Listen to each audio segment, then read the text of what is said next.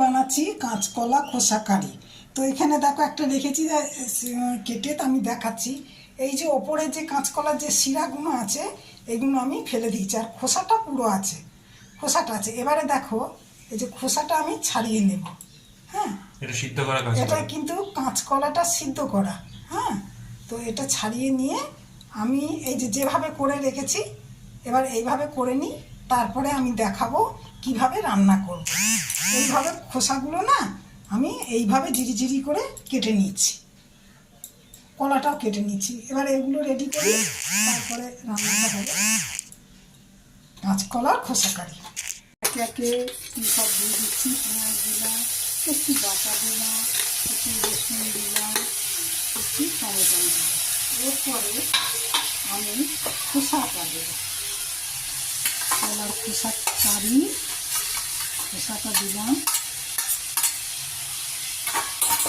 কলাটা দিয়ে দেখো পেস্টটা হয়ে গেছে। এবারে আমি একটু না ছাতু দিয়ে দিলাম, বেসন দিলে গন্ধ বেরোয়, তো বেসনটা তোমার ভেজেও দেওয়া যায় শুকনো খোলায়, তো আমি ছাতু দিয়ে দিলাম, কেন বলগুলো ভাজার পর কারি করলে ভেঙে যেতে পারে, যার জন্য এটা দেওয়া। এবারে আমি এটা করে এবার আমি গোল গোল, আমি না আচ্ছা আগে দেখাই, দেখো আমার কলা ছালের কারি যেভাবে পেস্ট করে নিয়েছিলাম কষে তোমাদের দেখালাম, তারপর গোল গোল পাকিয়ে আমি ভালো করে তেলে লাল লাল করে ভেজে নিয়েছি।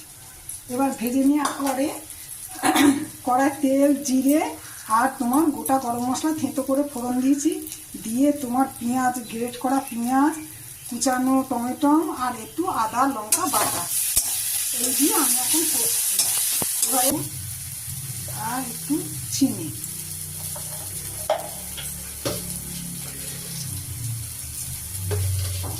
ব্যাস। এবার কষে নিয়ে আমি দই আর যে ঘোলটা বেসনে ওটা আমি দিয়ে দেওয়া হয়ে গেছে। এবার আমার দই আর বেসনে ঘোলটা মিশিয়ে দিলাম, আর একটু সামান্য জল দেবো।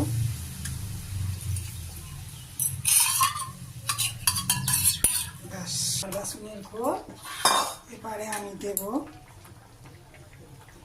ধনেপাতা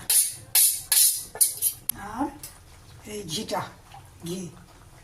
ব্যাস, এবার ফুটে উঠলে আমি নামিয়ে দেবো, একটু 2 মিনিট ফুটে উঠো দিয়ে না একটু ভাজা মশলা আছে, এটা আমার ঘরে বানানো গরম মশলা আছে, দারচিনি, এলাচ, লবঙ্গ, জিরে সব দিয়ে একটা ব্যাস হয়ে গেল এই আমার কাঁচকলা ছালকি কারি, কাঁচকলা খোসার কারি। খোসা ভিতরের কলাটা শাঁসটাও আছে।